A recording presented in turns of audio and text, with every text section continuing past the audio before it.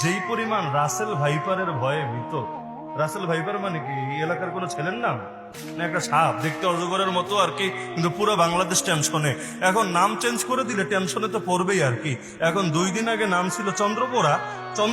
চন্দ্রবোরা ছোটবেলা থেকে আপনারা অনেকে হয়তো দেখে এসেছেন, নিজেরা পিটিয়ে মেরেও এসেছেন, মেডিকেলে গিয়ে খোঁজ নেন, ডাক্তাররা ট্রিটমেন্টও করে দিয়েছে। তো এখন নতুন করে নামটা একটু আপডেট হয়েছে আর কি, চন্দ্রবোরা আপডেট ভার্সন নাম এটা এসেছে রাসেল ভাইপার। বাঙালি চিন্তায় পড়ে গেছে, আর এই ভাইপার ভাইপো এটা আবার কি চিজ হয়? এটা কি বিদেশ থেকে আসলো? মেড ইন চায়না না মেড ইন জাপান না মেড ইন ইন্ডিয়া?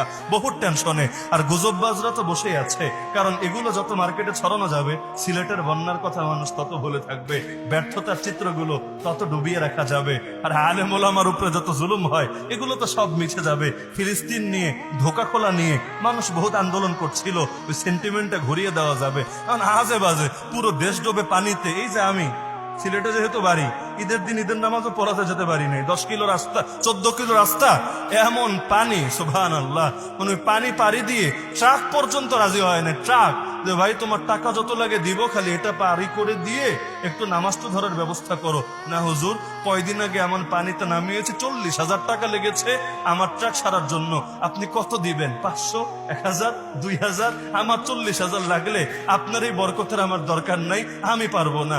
ঈদের নামাজই শেষ, এরপর তো পুরো সিলেট ভাসলো আর ভাসলো। আমরা থেকে টেনশনে, আর মানুষ থাকে রাসেল ভাইপার নিয়ে। তো যেই পরিমাণ টেনশন থাকে গুজব ছড়ানো রাসেল ভাইপার নিয়ে, এর 10 ভাগের 1 ভাগ ভয় যদি থাকতো হিন্দুত্ববাদের আগ্রাসন নিয়ে, নাস্তিক্যবাদের আগ্রাসন নিয়ে, কাফের মুশরিকদের ষড়যন্ত্র নিয়ে, আল্লাহর আযাব আর গজবের ভয় নিয়ে, আজকে হয়তো বাংলাদেশের চিত্রটা আরেকটু ভিন্ন হতো। আল্লাহ তাআলা আমাদের সবাইকে হকের উপর অটল এবং অবিচল থাকার তৌফিক দান করুন। আল্লাহ তাআলা আপনাদের নওজওয়ানদেরকে, যারা অনেক কষ্ট করে আজকের এই মাহফিলকে সফল করেছেন, তাদের সবাইকে জামানের ওমর, জামানের হামজা, জামানের খালিদ হিসেবে কবুল করুন। সবাই দুরূদ শরীফ পাঠ করুন।